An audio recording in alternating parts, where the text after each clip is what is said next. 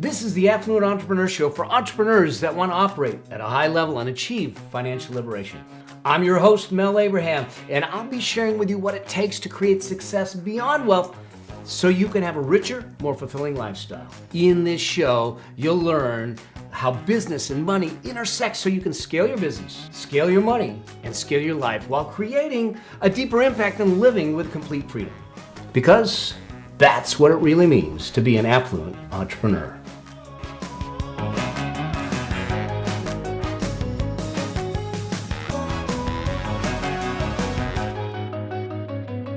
Hey there, Mel Abraham here, and welcome to this episode of the Affluent Entrepreneur Show. And in this episode, we're going to talk about the simple way to create and build wealth. And it's kind of an interesting thing because I think people think from talking to them over the years, and all the speaking that I do, people think that building wealth, it's complex, but it isn't. Okay, it truly isn't. People look for the secret, if you will, but there isn't one. Actually, it isn't a secret. How to build wealth is public domain. It is out there. People also think that they have money problems. There's some people out there that are sitting there saying, I'm living check to check. In fact, 78% of people today are living check to check, and they think they have money problems. They don't. They don't. Here's how I look at this, is that money problems are a result of your behaviors. Now, some people might have some money issues, but by and large, the money problems that you're experiencing right now are a result of your behaviors, not the money itself. The behaviors. You have a behavior problem that's causing a money problem, which really means that you have a thinking problem, because it's your thinking that causes the behavior. The thinking causes the behavior. Your habits will create the money problems. So that's why I say you don't have money problems. We just got to look at the behaviors. And the key is this, is that if you understand wealth principles, and wealth principles are fundamental truths, principles are fundamental truths that apply all the time. They're laws, universal laws. A principle is also a system of behavior. And so if you have the right system of behaviors, then we can start to build wealth. Here's the way I've seen it, is that one of the behaviors, for instance, I'll give you a for instance, that I see is what we call the wealth priority pathway, is that when you look at most people in the world today, what they do is they go and they earn money. They make money, they spend money, and then whatever they have left over, they might invest it. And so what they're doing is they're saying, here's my income, here's my lifestyle, and then here's my investments. But the wealthy, if you look at the wealthy, here's what they do. They say, here's my income, here's my investments, then I'll figure out the lifestyle. In other words, what they do is they say, I'm going to make money, I'm going to make investing the priority, a different behavior. And then from that, we'll see what's left to create the lifestyle. Now, you might say, Mel, if I did that, I wouldn't be able to live the lifestyle I want. Well, I get that. Okay, I get that. But you always have the ability to, one, change your lifestyle. Two, change the way you're living your lifestyle. In other words, managing your money and managing your expenses better. Or three, change your income. Side gigs, side hustles, additional businesses, additional income streams, a lot of different ways to do that. But the bottom line is this: your level of wealth is a product of your behaviors, which is a product of your thinking. And so when we shift this, you'll get different results. Okay? And that's why I'm saying that most of the time it's not money issues that you have, it's behavior issues that you have. And I get that sometimes that's hard to accept. I know that when it was told to me, it was hard for me to accept. I said, no, I don't have behavior problems. Well, that lies one of my behavior problems. The denial was a behavior problem in and of itself. And once I got past that, things shifted, things changed. If I finally accepted it and said, you might be right. I'm running up credit cards, I'm spending more here, and I probably shouldn't, and it's not necessary, it's not needed, it's wanted, and I'm spending tomorrow's future for today's lifestyle on stuff that really doesn't matter. So what do you need to do to build wealth simply? There's a couple things. I'm going to tell you the 3 basic laws, and then I'm going to take you through 6 steps. And there's more things and more layers to it, but this is the starting point. If we can at least get this dialed in, we can start to move through some things. So the first basic law is this: spend less than you make. I get it.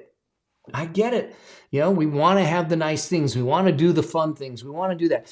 But spend less than you make. If we're constantly putting things on credit cards, what that's telling me or telling us is that you can't afford to buy it right now. If I cannot live my life at the speed of cash, then I am overextending myself. Hopefully that makes sense. Now, on long-term purchases like a car, I will tell people, hey, go out 3 years. But you're not going into a car deal for 7 years. That's ridiculous on a depreciating asset. Are you kidding me? No. But if you want to go 3 years and you're going to keep the car long term, I'm cool with it. But other than that, you're not financing a lifestyle and living beyond your means on credit cards. That's where we're going to get ourselves in trouble. And so we want to make sure that that's it. We're going to live, spend less than we make. That means you better track what you're spending and you want to track what you're making, which then goes to the basic law number 2, which is what I just talked about, is that don't go into debt for your lifestyle. I don't care what your neighbor's driving. You don't have to drive something better. This isn't about comparing to the Joneses. This isn't about keeping up with the Joneses. The Joneses are freaking broke. Okay, so let's not keep up with them. And you know what? If the neighbor just bought a brand new Tahoe, you don't know if they did it all on debt. You don't know what their financial situation is. You don't know any of that. And it's a facade. And you certainly don't decide what you're going to do and what you're going to spend on by looking at social media or looking at the media and what the advertisers are doing for you and all of this stuff. So the bottom line is this: we do not finance our lifestyle with debt. Okay? And the basic law number 3 is we invest the difference consistently over time. Now, my suggestion is you follow the wealth priority pathway and you make sure that you generate the income, you invest first, and you work on the lifestyle third. That's the priority, and that's the way the wealthy do it. So spend less than you make, don't debt finance your lifestyle, and make sure you're investing consistently over time. Those are the 3 basic laws. Let me give you 6 steps, 6 things to do. And the first is this: I know you may not like it, but I want you to track everything. Now, some people will call this a budget. I don't. I call this a cash resource plan. I want you to be able to look at your credit card statements, your checking statements, and I want you to track where every single dollar goes at the beginning. Here's why. I see every dollar that's coming in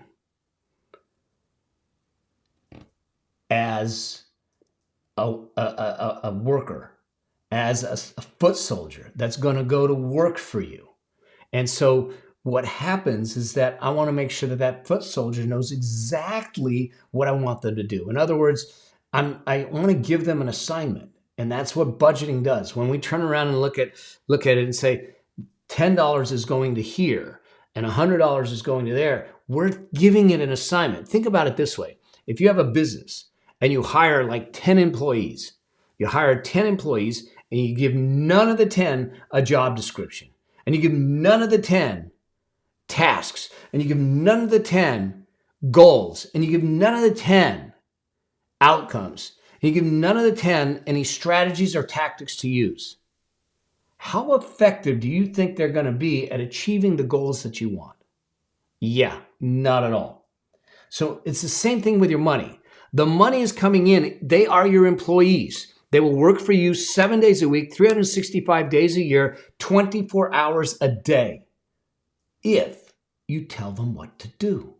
So we need to track everything and make sure that we know where every dollar is going and we are intentional with it. So that's step number 1. And that will make a huge difference. Now, some of it at the beginning might be painful because you're going, wait a second, I didn't know I was spending that much. That's okay. That's okay. Awareness will be your first step to correction. All right. Step number 2 is to set a savings and investing rate. Okay.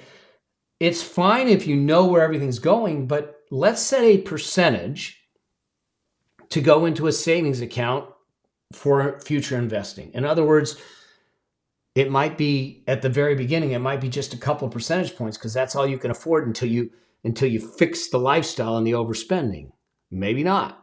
It could be 10%. I want the people that I work with, we're actually operating at we try to get to 15 to 25% until we have a certain amount of wealth built up.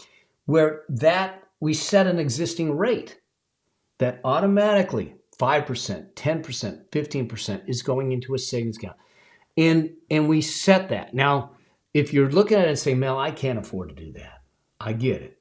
Start somewhere. I don't care if it's 1%. I don't care if it's 2%. Start somewhere. And here's what I'd suggest for you to do. Start it wherever you can. Let's say it's 5%. Then over time, say the next month, go from 5% to 6%. It's 1 percentage point. Believe me, you won't miss it. Then over time, another month, month and a half, you're going to move from 6% to 7%. You're going to do these small little incremental ratchet up until you get up to that higher level. Now, the other way to do it is this. Let's assume you're working at a job and they decide that they're going to give you a 3% raise. Take 1.5% of that raise and put it directly in the investment account. It's something you weren't going to get anyways. Let's put it towards your future and then take the other 1.5% and use that for your current living. Okay, so those are a couple ways to reset your savings rate. So track everything and make sure that you set a savings and investing rate and continue to increase it as much as possible until you get to 15 to 20% minimum over time. Number 3 has to do with number 2. I want you to set the savings and investing on automatic, on autopilot. In other words, I want that transfer to the savings account. Don't leave it in your checking account. I want it to transfer to the savings account out of sight, out of mind, automatically. So if you get paid, if you're taking a paycheck every month, on the first of the month, on the second of the month, I want that money transferred out without you having to go online and do the transfer or go on your app and do the transfer. It's automatic. Take the friction out of your savings and take the friction out of your investing. And what will happen is in 5 years, you go, oh my God, look at what I got. Number 4, look for ways to incrementally increase your savings rate. Okay. I talked about this ratcheting up of 1%, or splitting your increases or your raises and that type of thing. So that's one, increasing your savings rate. But the other way to look at it is looking for ways to increase your income. Is there a side gig, a side hustle that you can start to get some additional income? Here's why this is important. $200 extra a month invested at 8% over 30 years turns into over $300,000. Okay? $800,000 will turn into $1 million. $800 will turn into $1 million. Okay? So the bottom line is this.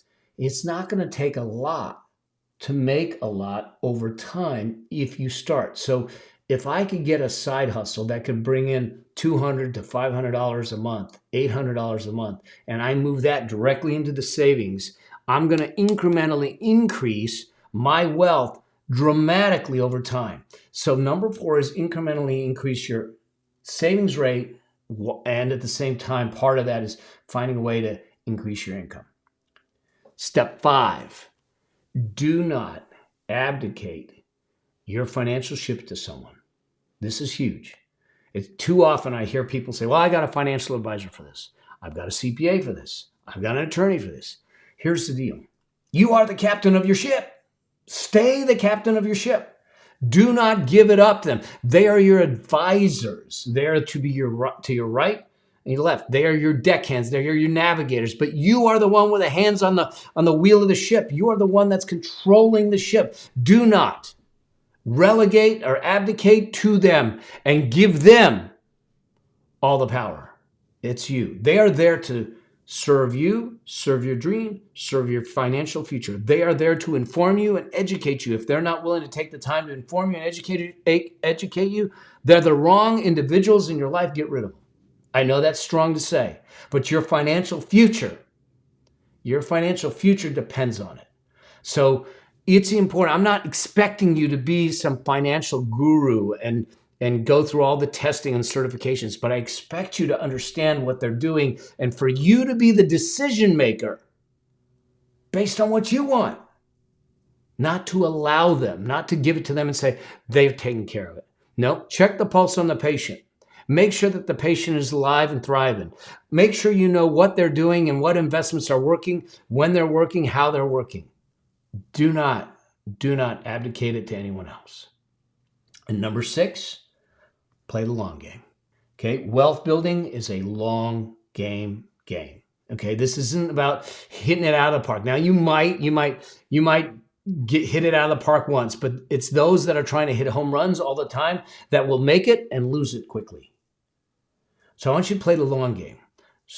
Consistent, persistent investing based upon sound fundamental principles, the fundamental truths, over time will build your wealth. There's a book out there by Chris Hogan called Everyday Millionaires. 10,000 millionaires they interviewed in this book, and you will see that most of them aren't some big entrepreneurs that built businesses and made tens of millions of dollars. Most of them are W-2 wage earners that consistently invested money into their 401k, into their retirement accounts, into their investment accounts over time. They just did it regularly. You follow these 6 steps. It's a simple path to wealth. Now, there's a lot more that we can do, and we're going to talk more about it. But if you just start with this, let's just track everything. Let's figure that out. Let's set up a savings and investing rate. Let's automate the savings and investing so we get that done and it's out of our hair and it's no friction. Let's figure out how I can incrementally increase the savings rate or my income so I can move that into investing. And let's not abdicate our financial ship, the captaining of our financial ship, to anyone else, and play the long game. That's the key. So hopefully this helps you in trying to figure this out. This is a simple path. There's more to it that we're going to get into. Here's the deal. If you want to have more conversations around wealth, investing, money, business building, all of that type of stuff to become that affluent entrepreneur you want to become, to live that affluent life that is a richer lifestyle, deeper impact, and complete freedom. Here's what I want you to do. I want you to go and join our private community called the Affluent Entrepreneur Group. And on Facebook, I'll put the link in the show notes. And this is a place that we can have conversations. It's a place that you can be safe to have those conversations. It's a place that you can ask questions. It's a place that we can have a dialogue. It's a place that when you ask the questions, I may bring those questions on a show and start doing Q&A and that type of stuff. And it's a place that I might ask, if you're willing to come on the show and join me so we can do some coaching and mentoring right there on the spot. So click that link, join the group. Let's keep in this conversation and let's keep moving you forward towards that affluence and financial liberation that you dream of and deserve. All right. I look forward to seeing you in the next episode of the Affluent Entrepreneur Show. Talk soon. Cheers. Bye. Thank you for being a part of the Affluent Entrepreneur Show with me, your host, Mel Abraham. If you want to achieve financial liberation to create an affluent lifestyle, join the Affluent Entrepreneur Facebook group at melabraham.com/group. And I'll see you there. Cheers. Bye.